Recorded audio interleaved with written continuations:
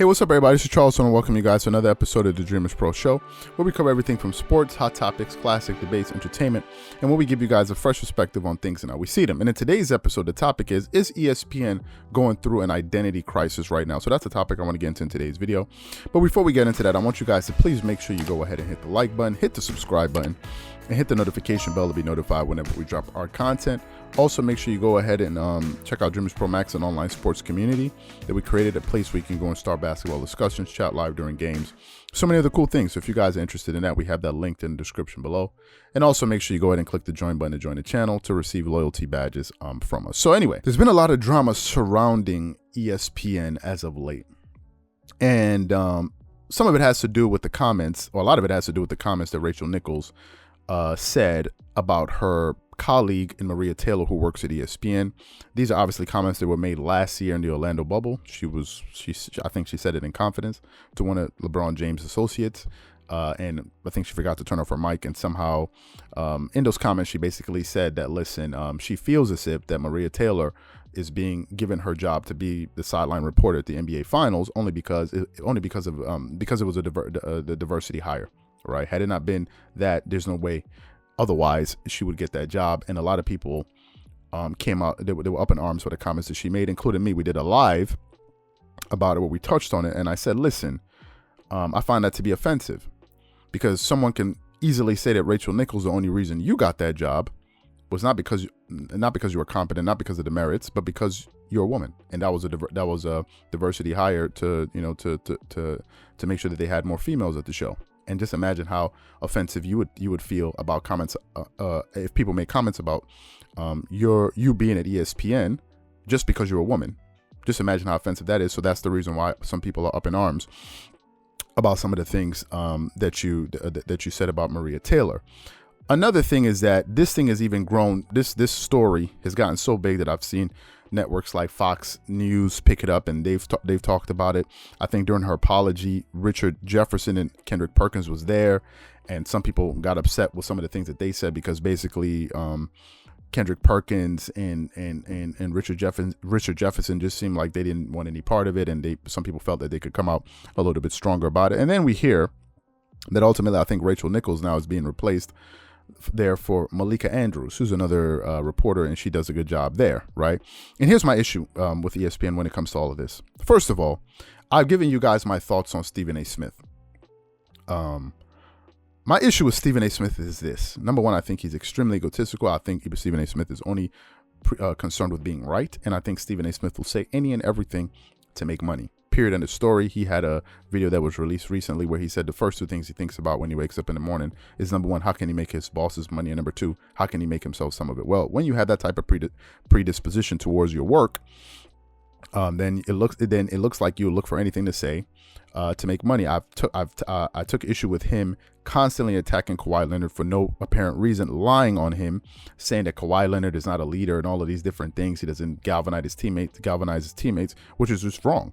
And we did a video where we caught him in a bold-faced lie during the Western Conference Finals in Games 2, when was it Game 1 or Game 2? Game 2, when the Phoenix Suns won that game with a tip-in shot, and you saw them celebrating in the locker room with Chris Paul on the phone, on FaceTime or whatever it was, and him and Mike Wilbon were talking about, well, why, Stephen A. Smith said, why don't I hear Kawhi Leonard saying this? Where's Kawhi Leonard when you need him? And why isn't he doing this?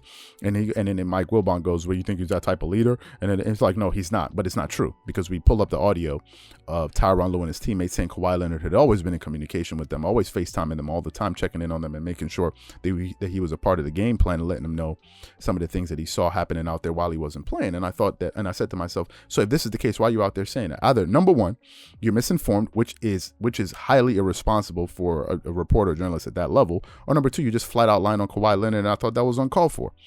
And I've made my thoughts clear about Stephen A. Smith, and a lot of people have made their thoughts clear about Stephen A. Smith, given the whole Kwame Brown debacle. Him coming out, instead of apologizing, he put out a blooper reel of the guy and kept on making fun of him. So people already feel a type of way about Stephen A. Smith, and I feel like he only says things for shock value.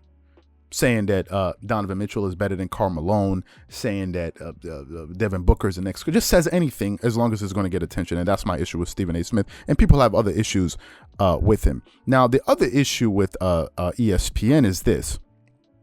They now get Malika Andrews to cover the NBA Finals, and this is the larger question. ESPN is beginning to look a little bit phony to me. It looks like as if, on the one hand, ESPN seems to be very progressive. Oh, we're with you. We support the cause. We support black people. But then you have people within the ranks, like Rachael Nichols, who feels like, listen, these guys are just a bunch of hypocrites, and they're only giving out jobs to people because they want to, fulfill some type of diversity quota, and that's the only reason people like that are getting their jobs. And now they're like, okay, let's take Rachael Nichols off and let's put a black person out there. My question is this: what does ESPN take black people as? What do you take black people for?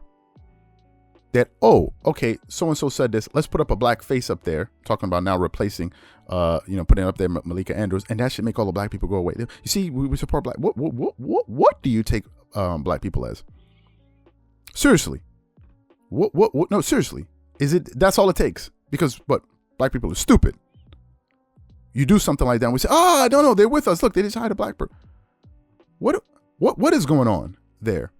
Then you have the comments with Jalen Rose saying that the only reason Kevin Love, who was an amazing basketball player, perennial all-star, the only reason he made it on the Olympic team is because he's white. What is going on at ESPN? And it seems to me as if they're having an identity crisis out there. That's what it looks like to me. It looks like as if they're having an identity crisis. On the one hand, you seem to be pro-black. Let's just say what it is. That's what at least it looks like to me.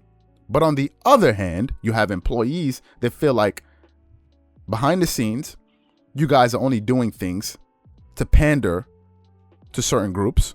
When Rachael Nichols said it was only a diversity hire, and she knows some of the internal issues that they have. You have that issue.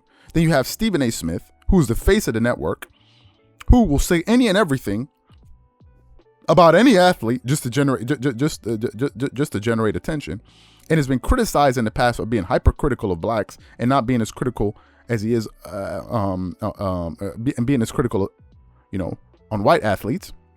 You have that going on. Then you have Jalen Rose saying that the only reason Kevin Love made it on the Olympic team is because he's white. What is going on? What is going on? I think they're in the middle of an identity crisis. They don't know who they are or who they're trying to appeal to. They don't seem to know.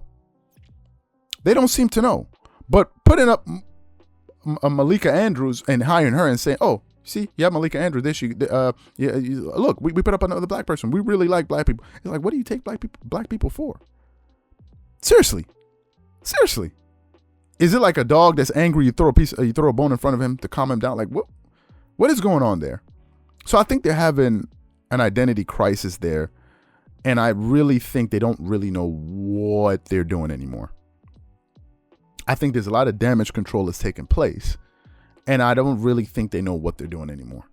It's just my opinion. It just seems to be as if that things are in it seems to be a mess at ESPN. So what I want to know from you guys is, do you think ESPN is going through an identity crisis, or do you think that, listen, they know exactly what they're doing and everything is going to be fine? Whatever you guys think, please leave your thoughts and comments in the comment section below. Again, if you enjoyed the video, be sure to make sure you go ahead and hit the like button, hit the subscribe button, and hit the notification bell to be notified whenever we drop our content. Once again, this is Charles here from Dreamerspro. Wishing you guys an amazing day and catch you guys on the next episode.